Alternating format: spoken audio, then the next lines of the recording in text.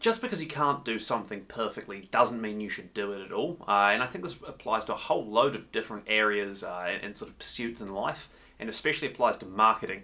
Now, one area in particular that I think is really important within marketing, and where I think a lot of business owners get this wrong, is with regards to tracking, so stats tracking and performance analysis and conversion tracking and all that kind of carry on. I've noticed a few business owners sort of say, hey, look, I'm not sure how to set this up. I don't really know what to track. The whole concept of using products like Google Analytics and Google Tag Manager scares me a bit. I'm not really sure where to go with it, and so I'm not going to do it at all. And I can certainly see where you come from there. Sometimes it's easier just to ignore the problem than face it head on. But do not fall into the trap of thinking that you have to be perfect at setting up analytics and setting up conversion tracking and setting up all this analysis and reporting for your digital marketing to have any impact. Yeah, it's more, I guess, valuable, beneficial to think about different levels. The first level, the worst level, is doing nothing at all. And I think far too many business owners do this, for varying reasons. You don't have any kind of performance analysis and tracking set up through your website, through your digital advertising campaigns, all those kinds of things. So you've got a site, maybe you're doing some Facebook ads or some Google ads.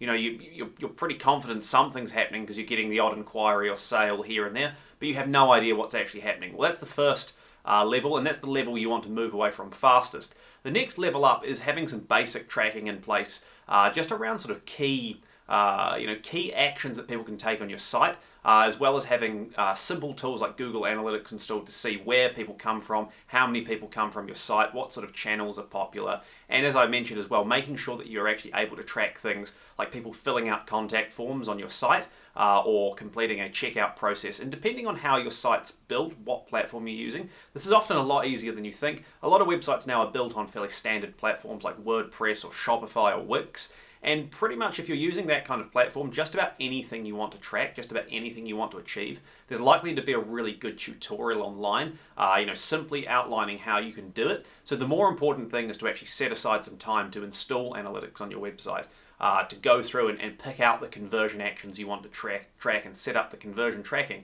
And then that's that sort of middle level, and I think if you're at the first level, so you've got no tracking in place, you want to move to the middle level as quickly as possible. Now the third level along, and actually in some respects the most important one when you really get there, is actually deriving insight from the stats. So you can collect all the data you want, but it's ultimately meaningless if you don't use it to inform your decision making and inform your marketing activity. So that's that sort of final level for the DIY digital marketer who's trying to run shop in their business.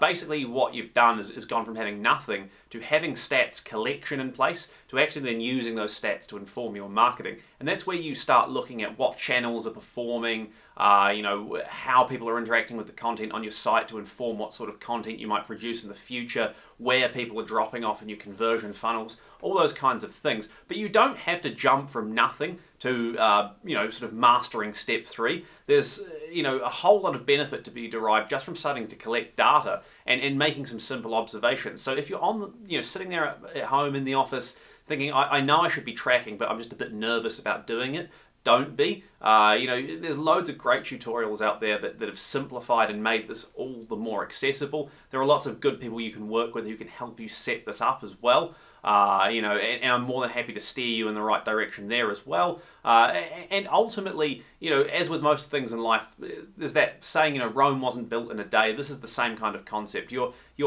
performance tracking and analysis for your business, for your digital performance, it's going to develop over time, but you have to make that first step. So if you're sitting there with a website that doesn't have any analytics installed, or you're not doing any conversion tracking, make sure you go out and get that set up as soon as you can. It's going to allow you to build data and therefore build insight and therefore take better action with regards to growing your business online. So hopefully you find that helpful. Hopefully you find that sort of confidence boosting.